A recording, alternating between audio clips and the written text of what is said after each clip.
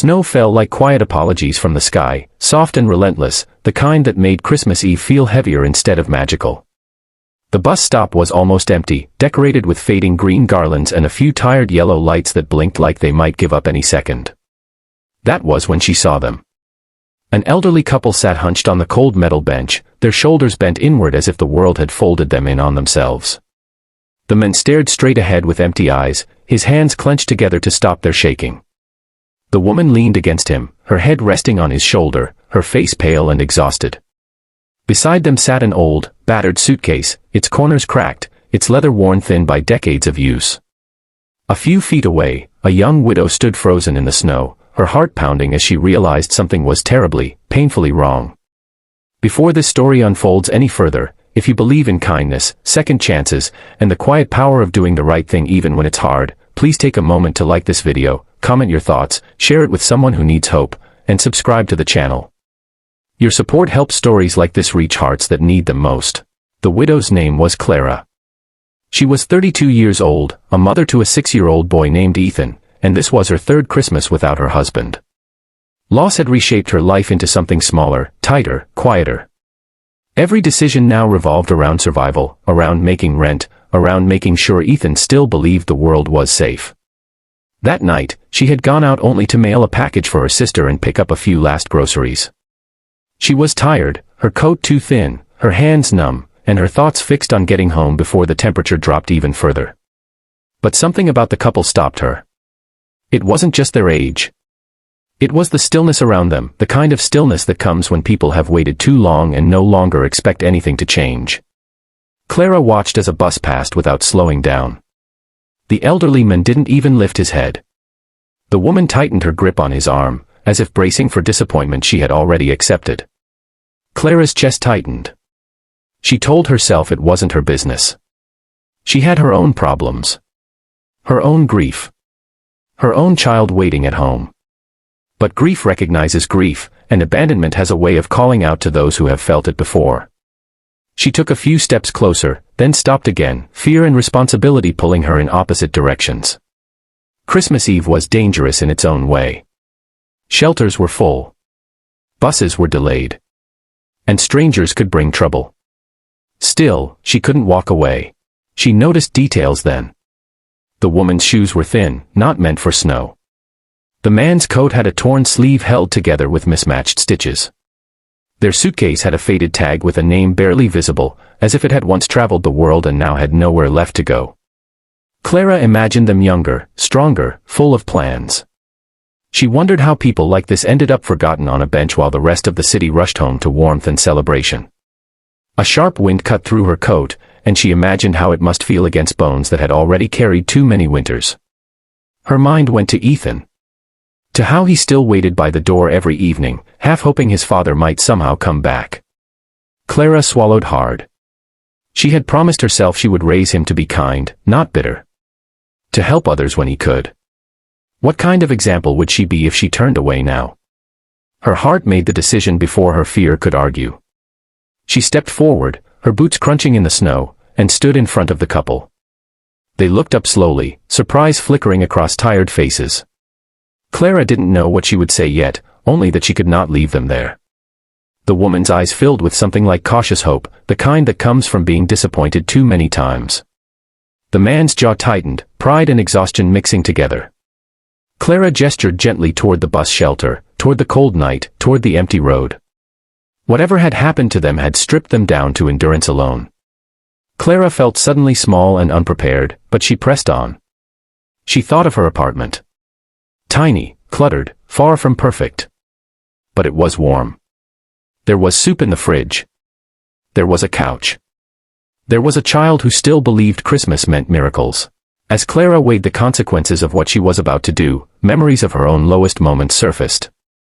The nights she had cried silently so Ethan wouldn't hear.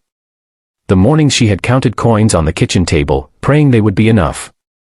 The days she had signed paperwork she barely understood just to keep a roof over their heads.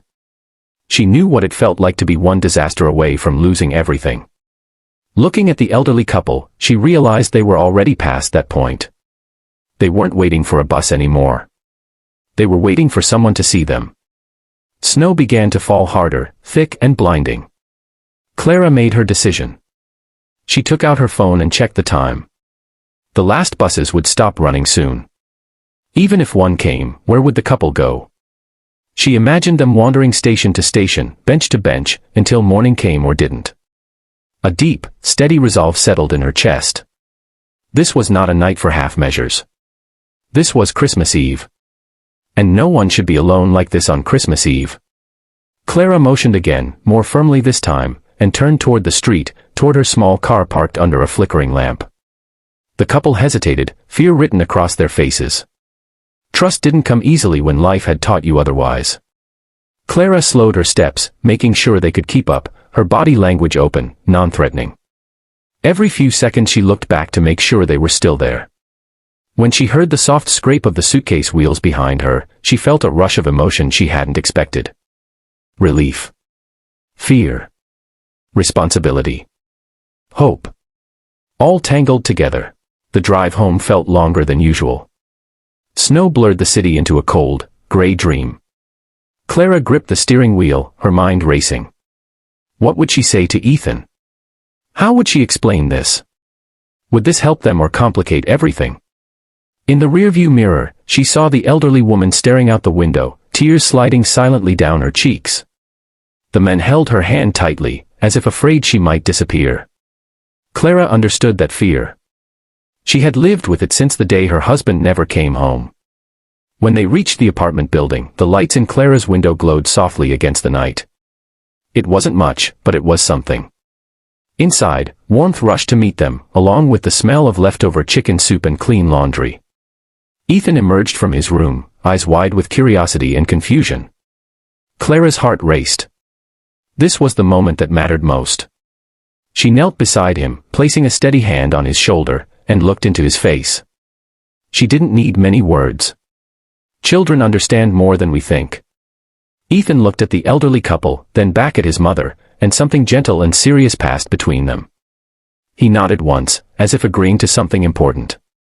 The hours that followed unfolded like a quiet miracle. Soup was reheated. Blankets were shared. The elderly woman's hands shook as she held a warm bowl, as if her body had forgotten what comfort felt like. The men sat stiffly at first, and used to kindness without conditions. Slowly, shoulders relaxed. Breathing deepened.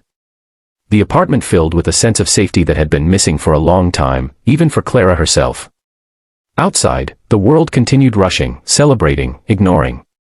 Inside, something rare and fragile was taking root. As the night deepened, Clara learned pieces of their story through gestures, expressions, and fragments of explanation. They had lost their home after medical bills piled too high. Their only child had promised help, then stopped answering calls. Pride had kept them silent until silence was all they had left. Christmas Eve had simply been the breaking point. Clara listened, her chest aching with anger at a system that discarded people once they became inconvenient. She felt something else too. Purpose. A sense that maybe her own pain had not been meaningless after all. Ethan fell asleep on the couch, curled up under a blanket, one small hand clutching his favorite toy. Clara watched him for a long moment. She imagined the lesson he was learning without words. That kindness is not loud. That courage is not always safe. That family can be chosen. The elderly couple watched him too, their faces softening with something like wonder. Perhaps they saw echoes of the child they once raised. Perhaps they saw a future they had thought was gone. Before dawn, snow had covered the city in white silence. Clara sat at the kitchen table, exhausted but unable to sleep. Her life would be harder now. She knew that. There would be questions. Challenges. Sacrifices. But there was also a warmth in her chest she hadn't felt in years. A feeling that she had done something that mattered. Something her husband would have been proud of. Something Ethan would carry with him long after this night faded into memory. As this story comes close to its ending, if it has touched your heart even a little, please take a moment to engage with this video. Like it, share it, and let us know your thoughts. Your interaction helps spread stories of hope to people who need them more than you might imagine. Christmas morning arrived quietly. No grand gifts. No sparkling tree. Just sunlight filtering through frost-covered windows, the sound of shared breathing, and the knowledge that no one in that apartment was alone anymore. Clara made simple breakfast while the elderly couple sat together, holding hands, their eyes shining with gratitude too deep for words. Ethan laughed softly at something small, and the sound filled the room like a blessing.